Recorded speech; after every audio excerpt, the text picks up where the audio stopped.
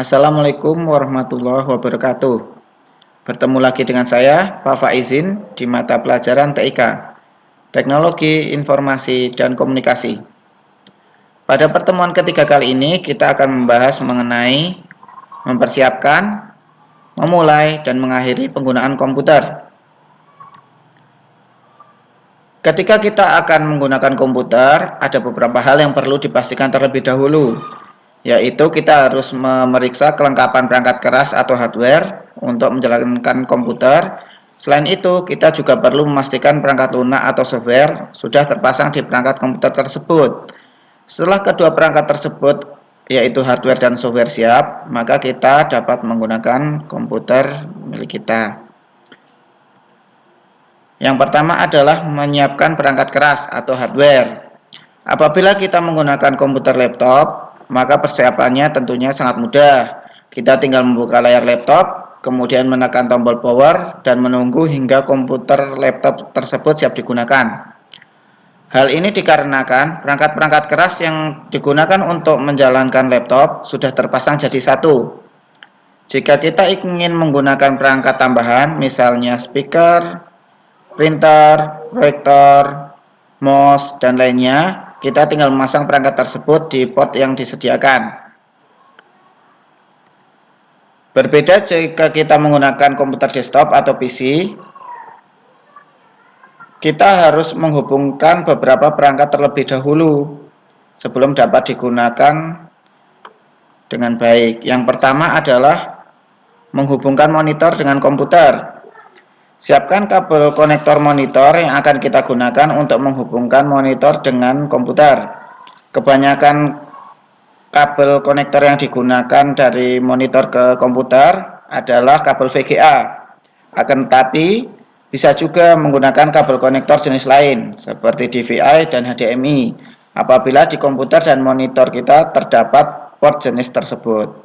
Kemudian yang kedua adalah menghubungkan keyboard dan mouse. Berbeda dengan laptop yang keyboardnya sudah tersedia, untuk penggunaan komputer atau PC ini kita tentunya perlu menggunakan keyboard agar kita dapat mengoperasikannya. Sedangkan mouse tersendiri di laptop sudah tersedia touchpad atau kita juga bisa menggunakan mouse eksternal. Sedangkan di PC atau di komputer desktop hukumnya wajib menggunakan mouse ini agar mempermudah kita dalam penggunaannya.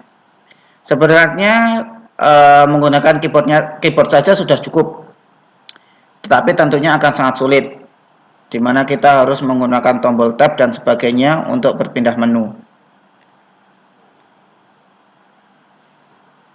Untuk konektornya sendiri atau untuk menghubungkan antara mouse, keyboard, dan juga komputer, ada dua jenis port yang biasanya digunakan, yaitu USB atau PS2. Jika menggunakan konektor USB, maka colokkan konektor ke salah satu port di belakang CPU atau di depan. Biasanya ada. Kemudian jika menggunakan PS2, maka colokkan konektor ke port yang disediakan. Biasanya di sana tersedia warna ungu dan warna hijau, sesuai yang digunakan oleh keyboard ataupun mouse. Sebagai catatan, untuk konektor PS2 sekarang sudah jarang dipakai ya. Kebanyakan keyboard atau mouse sudah menggunakan konektor USB. Atau jika menggunakan mouse atau keyboard yang sudah berupa nirkabel atau wireless, hubungkan dongle Bluetooth atau adapter USB ke komputer terlebih dahulu untuk menggunakannya. Biasanya dicolokkan ke port USB agar Bluetooth itu dapat bekerja. Atau jika memang sudah terdapat Bluetooth di dalamnya atau internal, kita bisa langsung menggunakannya. Kemudian yang ketiga adalah menghubungkan perangkat tambahan speaker. Tidak seperti laptop, komputer membutuhkan speaker eksternal untuk mengeluarkan suara apabila kita ingin mendengarkan musik atau menyalakan video. Apabila kita memiliki speaker tersebut, kita dapat menghubungkannya melalui port audio yang terletak di belakang ataupun di depan CPU ini. Biasanya di depan juga ada agar mempermudah kita dalam mengoperasikan speaker. Port audio biasanya terdapat 3 jenis atau 3 warna. Untuk speaker, hubungkan dengan port yang berwarna hijau. Kemudian mikrofon dengan port berwarna merah muda atau pink.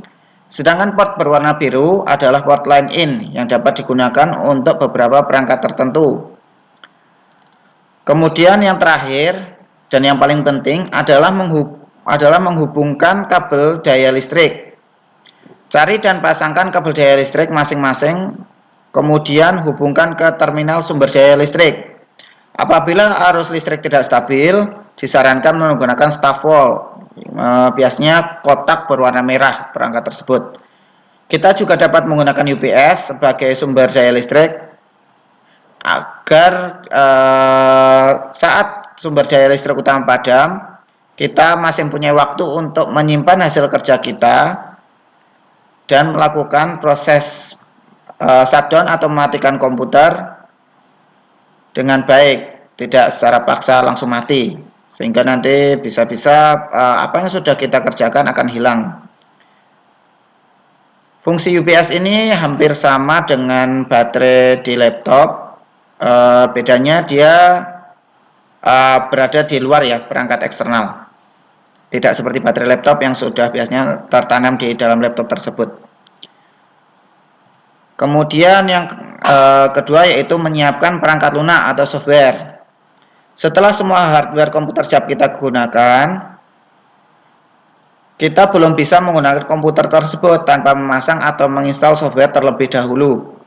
Seperti yang sudah dijelaskan di materi minggu sebelumnya, bahwa software terbagi menjadi 2, yaitu sistem operasi dan program aplikasi.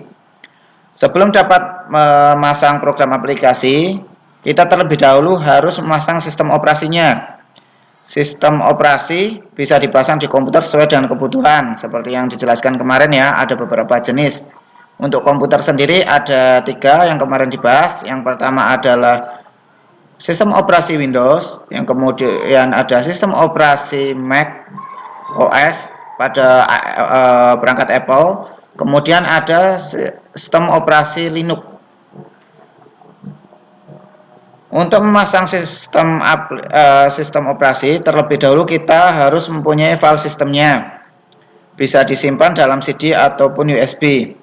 Untuk sekarang lebih familiar menggunakan USB ya, karena untuk laptop zaman sekarang saja sudah jarang yang menggunakan CD reader atau pembaca CD. Ada beberapa software sistem operasi yang dapat digunakan, seperti yang dijelaskan tadi. Untuk sistem operasi Linux terdapat beberapa macam pilihan. Antara lain adalah Linux Ubuntu, Linux Mint, dan sebagainya. Untuk menggunakan Linux Ubuntu, kita bisa mendownload file sistem operasinya dalam bentuk ISO di website Ubuntu secara gratis. Jadi kalau penggunaan Linux sendiri biasanya kita tidak usah membayar ya. Jadi sistem operasinya sudah disediakan secara gratis di websitenya. Jadi kita tinggal mendownload, kemudian kita masukkan ke dalam CD ataupun ke dalam flash disk. Baru kita melakukan proses instalasinya. Kemudian untuk sistem operasi Windows, kita perlu membeli lisensinya terlebih dahulu sebelum kita melakukan instalasi. Lisensi sistem operasi Windows diberikan dalam bentuk nomor seri atau serial number yang nantinya kita masukkan pada saat proses instalasi. Kita lanjut ke pembahasan selanjutnya, yaitu memulai penggunaan komputer atau memulai pengoperasian komputer. Komputer merupakan perangkat elektronik yang mudah rusak apabila tidak dioperasikan sesuai dengan prosedur yang benar. Dengan demikian, sebagai pengguna komputer, kita perlu memperhatikan prosedur yang benar dalam memulai penggunaan komputer ini. Yang pertama adalah menyalakan komputer. Sebelum menghidupkan komputer, pastikan semua perangkat-perangkat komputer terhubung dengan benar. Setelah memastikan perangkat komputer terhubung dengan benar, cari dan tekanlah tombol power untuk menyalakan komputer. Letak tombol power pada komputer dapat berbeda sesuai dengan jenis komputer. Misal laptop ada Asus, ada Lenovo, ada Toshiba. itu akan berbeda letaknya. Bahkan serinya pun sama Toshiba atau sama Asus itu akan berbeda letaknya, bisa di pojok kiri atau pojok kanan. Dan ada juga beberapa vendor laptop yang menurut saya sedikit salah dalam desainnya, yaitu dia meletakkan tombol power di samping tombol delete, dimana nanti terkadang saya sendiri itu memencet tombol delete, ingin memencet tombol delete tapi malah memencet tombol power sehingga komputernya mati atau laptop saya itu mati sendiri. Jadi untuk kalian hafalkan tombol-tombol pada keyboard dengan baik ya. Letak tombol power itu seperti yang dibahas tadi itu berbeda, namun icon yang digunakan biasanya sama seperti yang ada di sebelah kiri ini ya. Tombolnya bulat dan ada tongkat ke atas.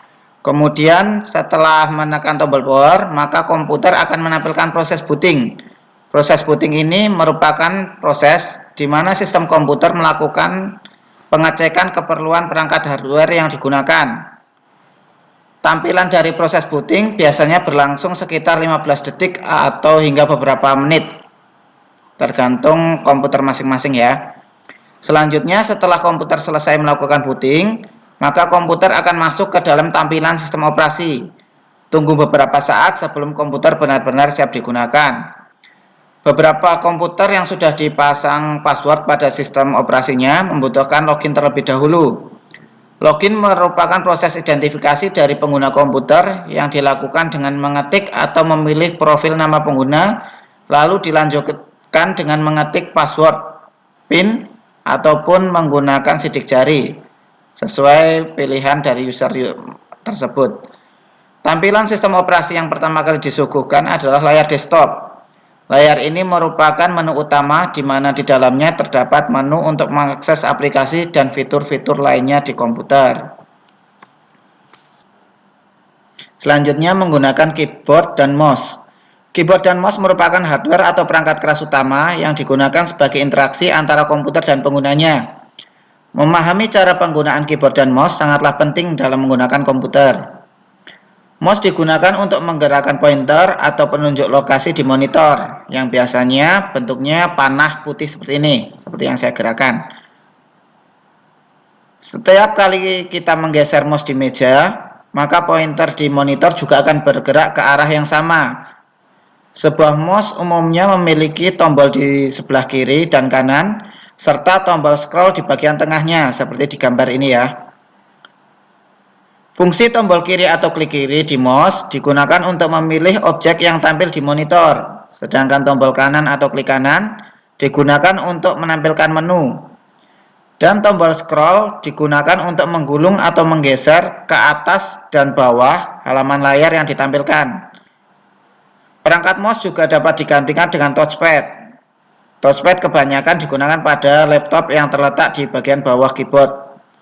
Untuk menggunakannya cukup geser jari kita di touchpad tersebut, maka pointer di monitor akan ikut bergerak atau bergeser. Kemudian keyboard sendiri digunakan untuk mengetik huruf, angka, dan simbol-simbol lainnya ke komputer. Huruf atau angka yang kita ketikkan akan muncul di mana kursor atau garis tegak berkedip tersebut berada.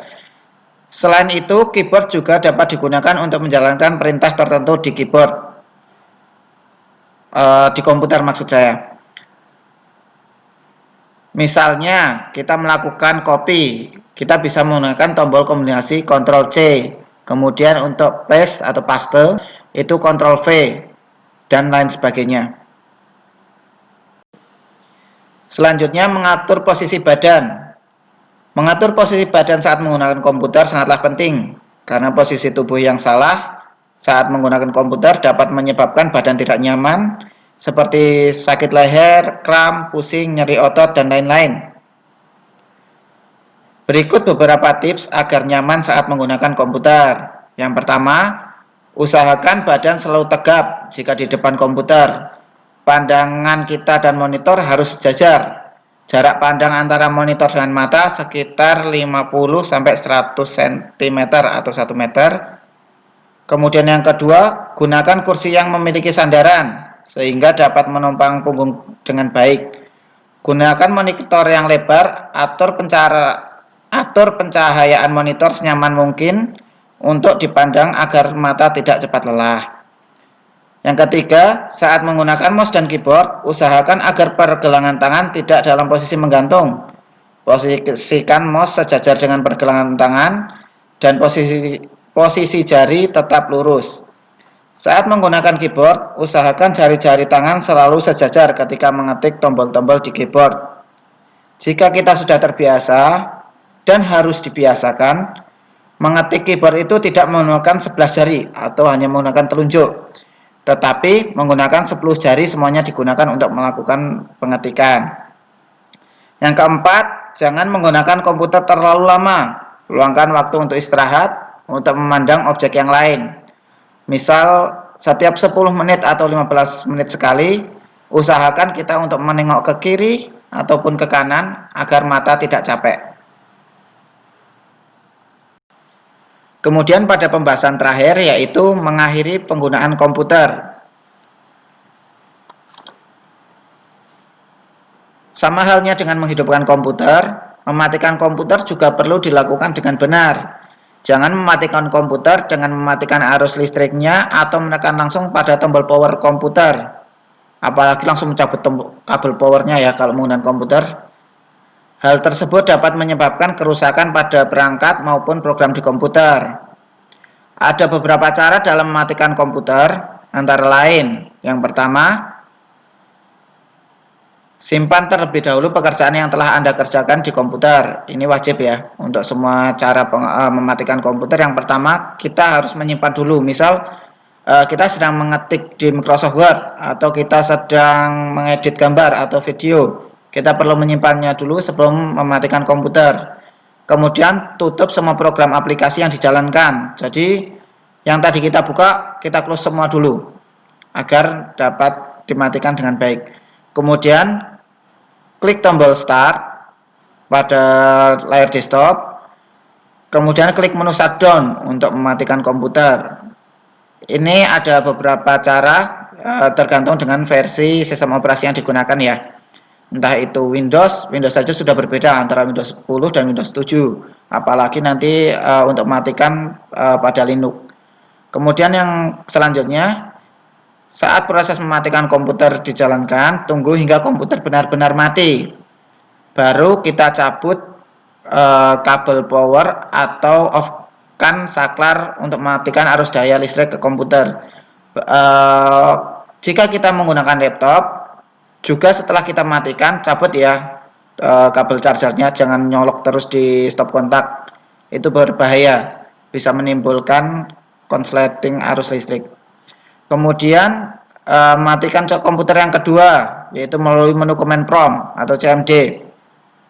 Ini caranya, kita tekan tombol start di keyboard atau yang ditunjukkan pada gambar ini, yang biasanya gambarnya bendera di keyboard, dan huruf R secara bersama-sama. Kemudian setelah muncul kotakan perintah itu, kita ketik CMD, baru tekan enter atau OK. Kemudian pada layar CMD ketikkan perintah shutdown. Di sini ada banyak jenis perintah yang bisa kita gunakan. Tapi jika kita ingin matikan, perintahnya seperti ini, seperti di slide presentasi, yaitu shutdown, spasi garis miring S, garis miring T, spasi 0, kemudian di enter. Di sini shutdown ini adalah perintah untuk mematikan, garis miring S ini untuk mematikan komputer secara langsung. S di sini bisa digantikan dengan R jika kita ingin merestart komputer. Kemudian T di sini adalah time atau waktu yang kita inginkan untuk mematikan komputer. Di mana 0 ini komputer akan mati secara langsung dan kita bisa mendelaynya atau menundanya sebanyak angka yang kita ketikkan dalam hitungan detik atau second. Baru kemudian kita enter. Untuk melihat jenis-jenis perintah yang ada, kita hanya perlu mengetikkan shutdown, kemudian kita enter pada layar command prompt, nanti akan keluar semua perintahnya. Kita bisa melihat di screenshot ini ya. Itu aja yang dapat saya sampaikan. Terima kasih. Jika ada pertanyaan dapat ditanyakan lewat WhatsApp, grup WhatsApp, e-learning, atau komentar di YouTube. Wassalamualaikum warahmatullahi wabarakatuh.